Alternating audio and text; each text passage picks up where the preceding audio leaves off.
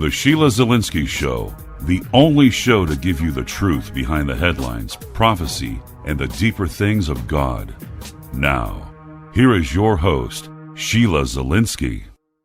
Hi, everyone, and thank you for tuning in to the Sheila Zielinski Show for this June 1st, 2016 edition. I broadcast daily, that's weekdays at 6 p.m. Eastern Time, Monday to Friday, right here on WINB. You can listen in high-quality CD stereo sound at weekendvigilante.com. And to find out more ways how to listen to the program, you can listen, of course, by podcast, the customized app. Hey, I am getting some great feedback on that app, so go to the Listen tab on the menu at weekendvigilante.com. If you have not already done so, go to my social media, Twitter, Facebook, and YouTube. In fact, it's a good idea to sign up for my YouTube videos, as a lot of times, even before the podcast populates, the YouTube video does come out. So just a reminder, go to the top right of my website and you will see those social media icons on the right-hand side of the pink bar at weekendvigilante.com. And of course, my shows are all available at iTunes as well. I hope that everyone had a chance to listen to the show I did on the Mandela effect. And a lot of people have been emailing me. And again, I'm not going to rehash all that.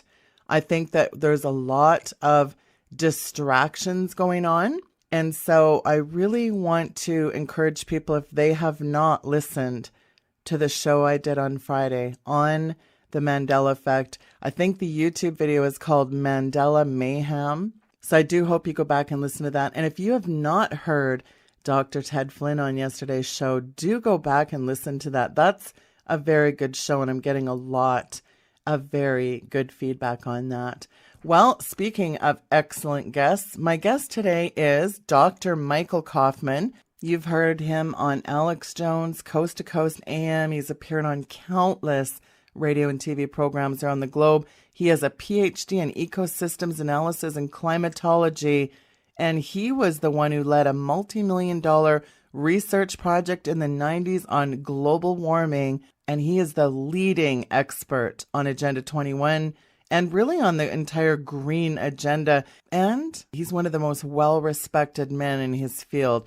What a lot of people don't know is he and his group stopped the Convention on Biological Diversity from being ratified in the U.S. Senate. He authored one of my favorite books. It's also on my top 5 best reads. And the name of the book is simply Plundered. And I'm going to tell you, that is a must-have book. I could go on and on all day with his impressive bio, but without further ado, Dr. Coffman, welcome back to the program, sir. It's an honor. Well, thank you very much. I'm very glad to be with you.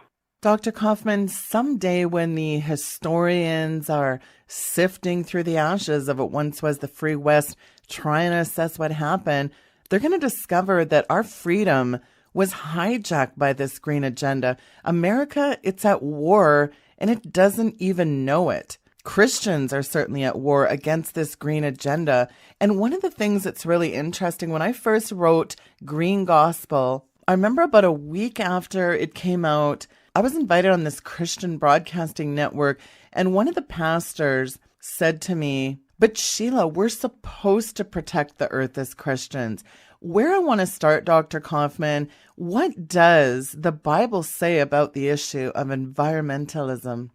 Well, the Bible deals with environmental issues on a common sense basis. In other words, what God has created, we do not want to destroy. And God has given, according to Genesis in chapter 1, the right to till Mother Earth, or the right to get produce and so forth from Mother Earth. And that really infuriates environmentalists, because what they believe is that Mother Earth should subdue us. And as a consequence, we have a very vicious battle going on within this country right now and around the world to some extent, where environmentalists are all out to destroy capitalism in the United States. And one of the things that just shook me right down on my shoes, I knew it, but I had never seen it in writing, is that back in January, the head of the United Nations Climate Change Group, not the IPCC, but the Department for United Nations for climate change came out and said that the whole purpose of the United Nations IPCC, which is their functioning limb, as it were, to determine what kind of global warming problems we're having and so forth, and then do something about it. She said the whole purpose of having all of these proposed treaties and restrictions and regulations on different nations and so forth was to destroy capitalism. Now, I want to repeat that. You're probably in a state of shock. It wants to destroy capitalism. That's the purpose of all this global warming stuff. When you all of a sudden realize that, most of what has happened makes sense, because all of their science does not point to man as causing global warming. In fact, we're having, this reached 18.5-year period in which there has been no global warming. Some of the actual data show that there may be a global cooling. I'll talk about global cooling a little bit later on. But the key point here is that the United Nations and hundreds of billions of dollars spent by nations like the United States to try to prove global warming, to try to establish a system separate from that will cause us to reduce our carbon dioxide emissions, is nothing more than a pathway to destruction. It is a pathway that will destroy our industry, because our industry base is based on fossil fuels and capitalism. You cannot have the economy that the United States has had the last 100 years and more without capitalism. You can't do it. Now, there are a lot of deficiencies in capitalism. No, get me wrong, there are. But we can take care of those by laws, and we have. I mean, the old industrial barons and so forth of the early 19th century are gone because we've passed laws and so forth to control that. It was really a bad situation where they were exploiting the poor and all the rest. That doesn't mean it's perfect today. It's not. But you can't find any place in history, no place in history, that has produced a middle class that is prosperous as much as you have with capitalism. All of the other economic models, the one that we're under right now, we're no longer under a capitalistic system. We're basically under neo-fascism, but there is really more of a Keynesian economics, the paradigm where the banks control the economy of the country in collaboration with the government. Now, that's where it gets into this neo-fascism stuff, because neo-fascism basically is a partnership between industry and the government. And when you have that, you have a disaster. Disaster is correct. The West is really being radically transformed into a soulless, ungodly Marxist society, too, to take that one step further from neo-fascism. America's not the last bastion of freedom. It is the first and the only one. And for that, it's under attack, because it really represents everything the Founding Fathers envisioned: a nation of free people under God, public education, and this progressive mainstream bobble-headed media. They've indoctrinated Americans to accept a collectivist cabal's Marxist ideas as a valid part of the American way, and they are not. They are diametrically opposed to the constitutional republican liberties established by our Founding Fathers on fundamental moral tenets of biblical law, aren't they? Absolutely, they are. And my book, America Plundered, which we talked about at the very beginning of the program, goes through that and how that happened. Not in as much detail as I'd have liked. It would have taken a 3 or 4 inch book to do that. But at least the person to be able to join the dots on the page and start to make sense out of what's going on. Because right now, most Americans live in a deluded state. I mean, I'm literally saying they're under delusion because they have no idea what's going on. Anytime something comes up, the popular press will suppress it, and usually they do it by vilifying any opposition. And that concerns me, because we're at that point now where, in, say, global warming, all of the skeptics are being vilified. They're not being attacked with scientific facts. They're being attacked with homilies against their very nature, that they did this or they did that. something on the effect of what has been exposed the last month or so with the Clinton Foundation. We're seeing that being used as the bully pulpit to destroy the actual image. I mean, people's lives have been, their jobs and so forth have been destroyed because of the literal acrimony and hatred that comes out of the opposition of the progressives. Yes, I agree. Well, and just back in March, people can look this up, do a search on this. Attorney General, I call it Loretta Lynch mob, looks into prosecuting climate change deniers. And I'll take that one step further. There's an actual website, Dr. Coffman, dedicated to calling people like me, actually my name is mentioned on there, they're calling me a climate criminal. I'm a climate criminal. Well, so am I. I mean, we're all labeled. Anybody that disagrees with the human-induced climate change is labeled as a criminal, or it really is amazing. And they're the first ones a couple decades ago to be screaming for free speech. Now that they're in positions of power, they're trying to literally shut down free speech. Most Democrats can't think beyond their front nose. And that's a strong statement to use, but I'm having to use it now. And not all Democrats fall in that place. But the progressive Democrats are just horrifying. They will take a one-liner and turn it into a whole belief system for whatever the progressive leadership wants to do. They don't ever think. And when you go back, and that's the nice thing about the Plundered book, is if you go back 100 years ago, when Europe was being socialized, that's exactly what was happening to Europe. I mean, the same kinds of phrases, the same kinds of strategies, and so forth that the progressives use today were used 100 years ago in Europe, which basically brought Europe to a point where it would have not survived if it had not been for the United States. Literally would not have survived with their socialist ideas had the United States not been there with their capitalistic ideas in order to help them out when they got into really times of crisis. It's just mind-boggling to realize how deadly this progressive belief system really is. I concur. It is very deadly. And what else is so entirely frightening to me is the amount of young people that say things like, oh, free speech, that's so last century. This collective mindset of our young people, well, look no further than Bernie Socialism Sanders, who is very popular with the young people. But that is really, it's just amazing to me that these anti-capitalists are so popular with our young generation. All of these characters are against capitalism. Yeah, it really is amazing. And when you add to that, Christina Figueroa, who's the Executive Secretary of the United Nations Framework Convention on Climate Change, saying it's our purpose of all of these environmental issues was to destroy capitalism. It is unbelievable that they're trying to destroy capitalism, which in itself is very destructive to our economy. They have to have a treaty implemented so they can control CO2, which in turn allows them to control the actual industry of planet Earth.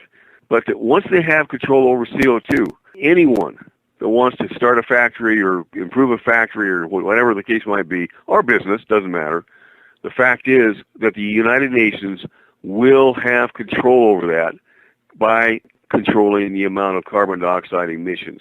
It is an astonishing thing. Now, they've tried this, of course, quite a few times in the past and have failed dismally. But this time, they're working behind the scenes with the G7, with the Catholic Church, with a variety of other really powerhouses, financial powerhouses in the world, to force it upon everyone else without a complete consensus of the parties that have to sign on to this. Somehow they know how they're going to slip it in.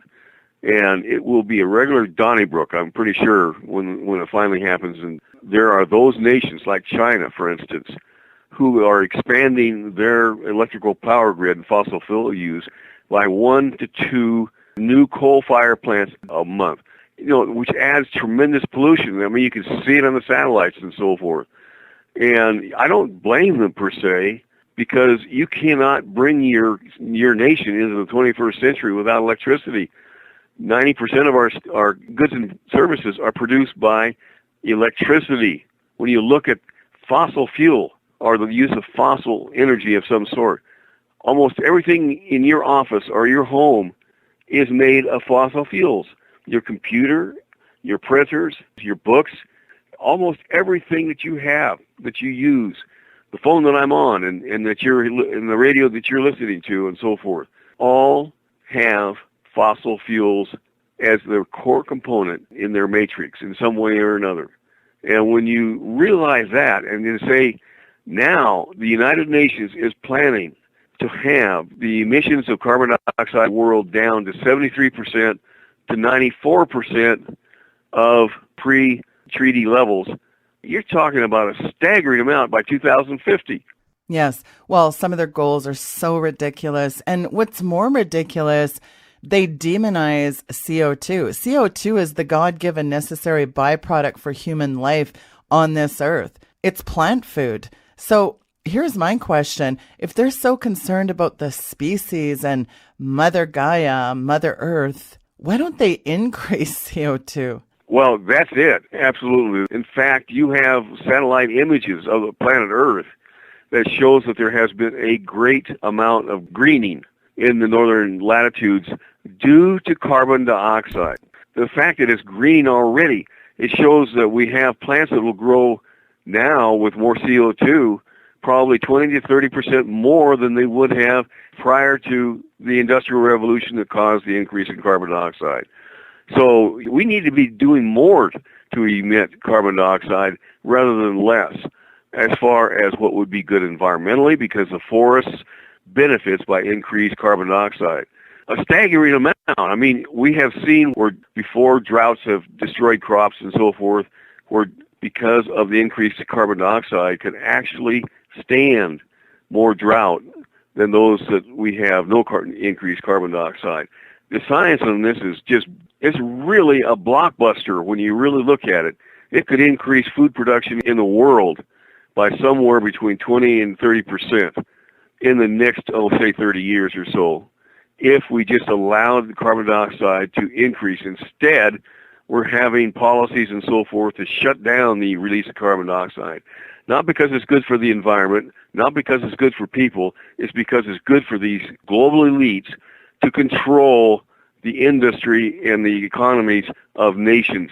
Because once they get that control over carbon dioxide, goodbye economy. And as a consequence, what we're seeing really is a major threat against the ecology and the people of the United States.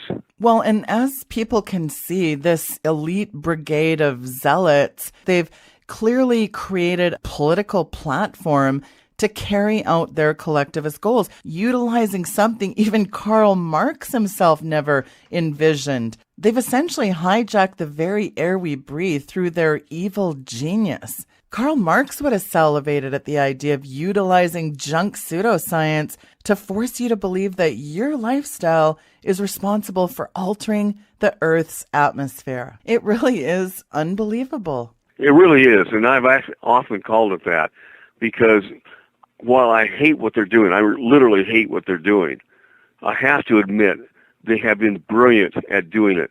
Now, are these people doing it because they're trying to gain control? Well, yes. But really what they're trying to do is to implement what they really honestly believe in. Most of these people have a major, there's been a lot of written stuff about this in psychology today and so forth. A lot of these people just cannot connect to reality because of there's a pathological problem with the way they think. They cannot connect to reality. And global warming is one of the biggest disconnects we have ever seen in planet Earth. Obviously we have more people and so forth. I'm not talking about that. I'm just talking about the fact that the reality of the situation cannot be understood by these people. They literally cannot understand them. And so they launch into these great green programs of wind and solar power. Do you know how much wind power provided after hundreds of billions of dollars were spent here in the United States? 1.4%. Yeah, what a joke. And why did they scrap all of them in Europe? Well, and that's the other thing. It's totally failed in Europe. Most of the people most of the nations are trying to get out of green energy at this point. because it's been such an absolute and total failure. And we told them back in 10 or 15 years ago, you cannot have, solar and wind power with today's technology. Now, I hope someday in the future we can. I'm not against it. It's just the fact that it's a fallacious disconnect right now because people think they will. Solar, 0.3%. 0.3%. Hundreds and hundreds of billions of dollars have gone into this. And we're expected to be able to reduce carbon emissions by 28% by 2025 or 90% by 2050. That's ludicrous. That's a path to suicide, just as Europe is going through right now. They put a lot of money, trillions of dollars into this, and it's turned out to be a total failure because solar power isn't producing energy when the sun's not shining, which is really more than half of 24 hours a day because you have clouds and so forth. And then wind almost created a major crisis in England 4 years ago, when they were taking coal-fired plants offline, and they had a January in which you had very, very low winds. You have those really cold outbreaks where it's down to zero and there's very little wind associated with that. Well, it didn't take long before the windmills and the solar power failed, and you had millions of people in England that were without power, literally without power, and they were freezing to death. Most of your European homes depend upon electricity for their primary heat. You're talking about some really bad things, and has President Obama recognized that carbon dioxide and fossil fuel, his attack on, is useless? From the European example, have he learned anything? No. In fact, this new climate policy shows clearly he has no idea. It was written by radical environmentalists that basically said that we are having massive increases in hurricanes, tornadoes, and so forth. All of these extreme weather events that they talked about in the new policy of Obama, none of them are occurring. The fact is, though, that he has denied and he has used time and time again some of these environmentalist extremist statements that we are having massive destruction due to, in fact, he calls it $1 billion a year problem of tornadoes and so forth that can only be resolved by ameliorating these extreme events. Well, we're not having these extreme events. In fact, tornadoes and hurricanes are all-time low, measured low for the last 150 years. It's unbelievable how he just totally ignores the facts and proclaims that these things are happening and we must do this and we must do that to take your freedoms away.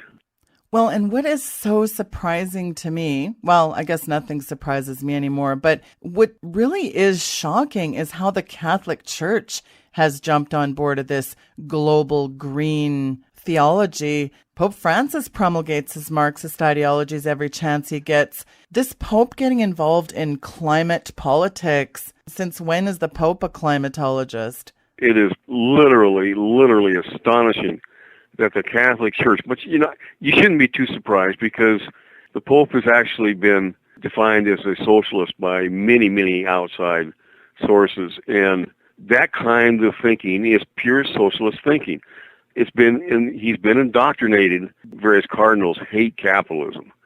Well, once you start hating capitalism, you start hating mankind because capitalism has been the best thing that has come, and they don't realize it because they have been so fully indoctrinated with a socialist background, and as a consequence, they're at that point where I was describing earlier. They cannot see why they're wrong. They literally cannot see it, and they will resist any attempt to try to convince them that capitalism really has a much better place in the world's economy than does socialism. Well, and really the theme here that runs through all of this is the gall contempt that these people have for humanity. Has that been a surprise to you? No, and I haven't been for probably 30 years. I saw this coming back way 30 years ago, even when I was working in industry and so forth. The realization that we have a problem, and it's us, the old pogo routine, and the cartoon routine. The fact that it really talks about the hatred of mankind. But that's really at the basis of their belief system. And almost all of the socialists have a very bitter spirit for one reason or another. I'm not going to say that everybody does, but when you really have a more positive attitude in the center of your spirit and your heart and so forth, you're going to see the positive things that can be done. But when you have a bitter spirit, just like the Bible says, it will destroy you. It will destroy you, and it is destroying us. Yeah, it is destroying us. And don't forget, Gaia worship, it considers Christianity to be its biggest nemesis. It's unbelievable how much they hate us Christians. It is unbelievable. When I have had the opportunity to talk to them and not build walls, you have to be very careful. They have a really bad hatred for Christianity. And of course, we're seeing that on a worldwide scale now. I mean, Christianity is being attacked by everyone. It's unbelievable. And yet, they claim they don't. And who are you supposed to believe? I believe what I see, how they have acted in relationship to various Christian things. And they have reacted very, very, very, very poorly. In fact, have stimulated some of the persecution and so forth of the world, and even in this country itself. No one has died yet here, but I don't expect to be that far in the future. And we're seeing every effort to corral Christianity that if you violate that rule, you go to jail because you're a homophobe and so forth. So it's not far in coming. In fact, for years I said it's just around the corner. I mean, for decades. And it didn't, because there was so much natural goodness in this country, I think because of the Christian structure of our laws and so forth, that it didn't happen until we had a president that literally was forcing us to bow down to Gaia, to bow down to homosexuality and all the rest. He has done more to destroy this moral fabric of this nation than any other individual, I think, in all of U.S. history. And he is very close. In fact, I've often wondered if we're going to survive long enough to get another president, because he has set in place things that cannot be changed without congressional authorization, which would mean years of work after he is out of office to uncouple and derail different things that he's put in motion. Yeah, he is a devil. And speaking of the devil, I think the point that people miss in all of this whole agenda is very satanic. The United Nations, that's right out of the pit of hell. And this is where Christians have to make this connection. This whole agenda, the underlying theme of it, just like at the Earth Summit when they did their invocation, that was about Lucifer. Yes, it is. You have to recognize it's Lucifer. And what they're basically saying is that Lucifer needs to take control through the plan. Now, what's the plan? Alice Bailey's plan, and she's got 27 books that she supposedly wrote under the influence of a master. In other words, a demon was helping her write those books, and demons is basically responsible for all of the efforts to try to get the world under Satan's controls. And it's not, I don't think, any accident that, what was the famous book back in the 50s? The Bible of a lot of progressives. Oh, Saul Alinsky's Rules for Radicals. Right. He dedicated that book to Satan. Now think about that. Yeah, and Hillary Clinton loved Saul Alinsky. She was a big fan. Yeah, I know, and Hillary loves him. In fact, was actually implementing part of his plan while her husband was president. I assume she tried to do what she could while she was Secretary of State, too. But nonetheless, what you're seeing here is everything, when you get down to the very tips of the root, it's all related to Satanism and Satan. Absolutely. And guess who the biggest satanic, socialist, Lucifer-loving environmentalist was? Hitler. Isn't that astonishing? It is. When you looked at Hitler in his fascism, Hitler was a very strong environmentalist. Most people don't recognize that. And he was deep into the occult, mostly with Helena Blavatsky, not Alice Bailey so much. But nonetheless, it's the same New Age concepts of having nature reign whatever planet you're on, that there's this wholeness. We're just part of a vast universe. There's no real difference between us and maybe somebody on another planet and so forth. They're all part of the whole. and you just meld it into this oneness.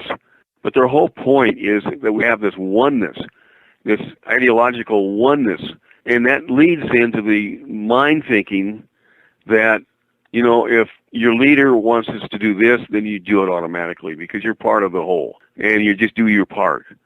Well, that will not work for very long, folks, because there are always people out in the world who want to rule you. And when they do, you need to push back, or you will be subsumed into their influence and not be able to rationally think about anything. It is a form of madness I have never seen before, and it's totally anti-realistic. Now, it's based on emotion, and understand this. The average progressive has a mental maturity of a teenager. You have seen how Oprah and so forth have jumped up from couches and stormed out of an audience because she didn't like what was said. That's very classic for this mentality. They don't have any emotional control. And as a consequence, you just have a bunch of quarreling teenagers out there basically following their guru, whoever he happens to be. Right now it's Obama, or was. I don't think it is anymore. You don't make decisions rationally. You just don't. I mean, you can go back 100 years and see how this disease, which I'm calling it, has influenced decisions made by Wilson, by Theodore Roosevelt in the 30s, and so forth, that have given us major economic collapses because their policies are not based on reality. They're based on emotions. And we are seeing the same thing happen right now, and you need to be warned. You need to take some sort of action with your senators and congressmen and so forth to say no, that we are not going to sign anything out of the United Nations on climate change, period, because it'll be forced down our necks if they get their way. Right now, it looks like they're trying to develop a policy that is not called a treaty, but we would still be held bound to it. And if the one power structure they're trying to do without any input from Congress is President Obama. Are we seeing the development of a tyrannical president? You bet we are. And you really have to understand that what is really at stake here, it is major, major. When you see all nations assumed to the United Nations on carbon dioxide emissions and so forth, what you're going to see is more tyranny, increasing tyranny, until the point is that we have no liberties left whatsoever. And that's what really drives me. I mean, it's really important to understand that. You know, as a little segue, let me just introduce the whole issue of other gases. What we're seeing here is new regulations being developed for methane, because methane is 24 to 70 times more potent as a greenhouse gas than carbon dioxide, except that methane does nothing for global warming, absolutely nothing, even though it's more powerful. What happens is, and this is what you need to understand, when you hear some radio announcement saying that we're moving along on the methane issue and it's a horrible greenhouse gas and so forth, just understand where they're coming from, a complete state of ignorance, because methane absorbs radiation from the Earth in the global warming cycle the same way water vapor does, at the same wavelengths water vapor does.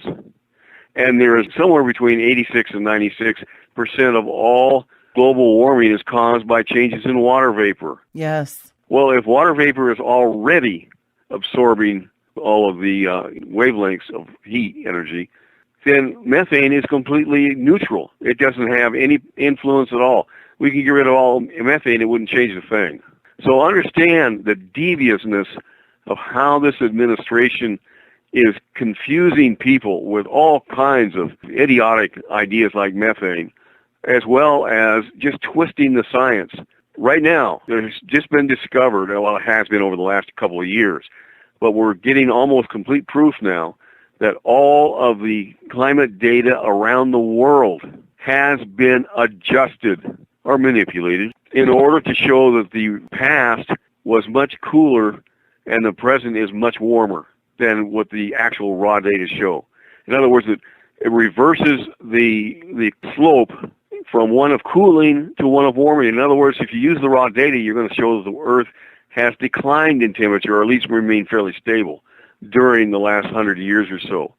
It is really astonishing. This had to be done deliberately, and there's only 4 organizations that actually produce the data on temperatures.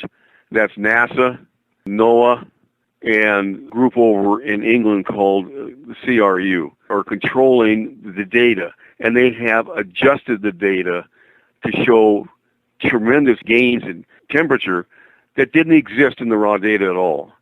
Understand how bad these people want it. I don't know, they must be paying these scientists a lot of money to get them to lie so badly. Yes, but when it's a religion, well, then the end justifies the means. It's like Canadian Environmental Minister Christine Stewart, who said, no matter if the science of global warming is all phony, climate change provides the greatest opportunity to bring about justice and equality in the world. So all this is really justifiable if it is your religion, which is why I called my book Green Gospel, because environmentalism really is a religion, but it's a very dangerous religion. It really is. This is a religion. You have to identify it as such. And it's very dangerous, as we're beginning to see now.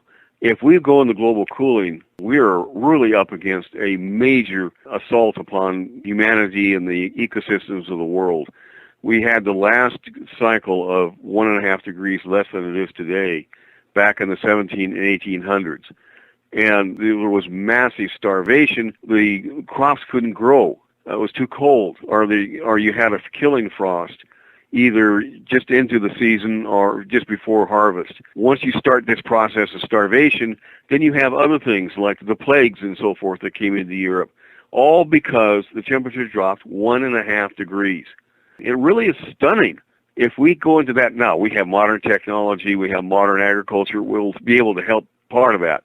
But at the same time, it's going to cause devastation beyond anything that global warming can do in the next 100 years. I just hope it doesn't happen. But every indication, the sun is in hibernation now, or going into hibernation. That's what happened back 150 years, 200 years ago. And we seem to be we haven't had any warming in the last 18 and a half years. In fact, some data show global cooling.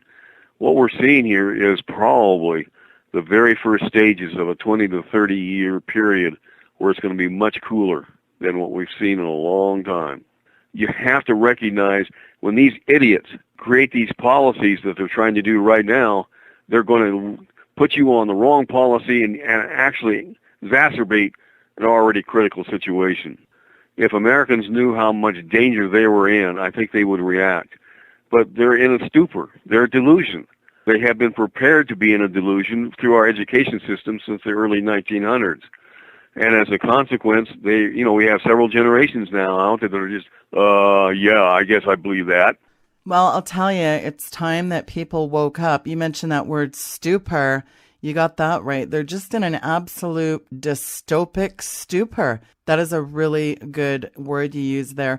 Dr. Coffman, I really appreciate all the work that you've done. I shudder to think what would happen if you hadn't stopped the Convention on Biological Diversity from being ratified. Yikes. Your book, America Plundered, is one of my favorite books, and I really want to encourage the listeners to get a copy of this. So how can people pick up a copy of the book physically or in ebook? Yes, it is on Kindle if you want to save some money there. But the actual book is America Plundered, and it's on americaplundered.com. So go to americaplundered.com, go down about a half a page or so, and you'll find the book's description and all the rest there, a much more description than you'll get on Amazon. I think you can't help but I have gotten nothing but rave reviews from this particular book. But you have to be somewhat enlightened. And I think by listening to this program, you're probably part of that crew that are enlightened as to what's going on and just need some hard information to really pull it together so you can explain it better to other people, and this book will help you do that. Yes, this book will do that indeed. There you go, folks, americaplundered.com. Dr. Coffman, thank you again for your time today. You really are one of the few men who really get this green agenda, and I really appreciate your time, sir. Thank you. Thank you very much. I appreciate it. That was a good interview. Thank you. Folks, that was Dr. Michael Coffman. His information is linked on today's bio. June 1st, 2016. I have a lot of new listeners that are tuned into the program, and I want to remind you that on this topic, do get a copy of my book, Green Gospel. You can very easily go to greengospel.ca. Check out what Steve Quayle says about the book. Dr. Tom Horn, he has something to say too. Go check out the website and let me know what you think about the website, greengospel.ca. I think you'll find it very interesting when you do go visit greengospel.ca. So do check that out. And I do hope you think my work is worth supporting. And speaking of support, this ministry is 100% listener funded. It is uncut, unbiased, pretty much unplugged. You're not going to find too many places that have the kind of information that I have on my program. So I hope you are very blessed by this program, and I do hope you think it's worth keeping on the air. Thank you very much for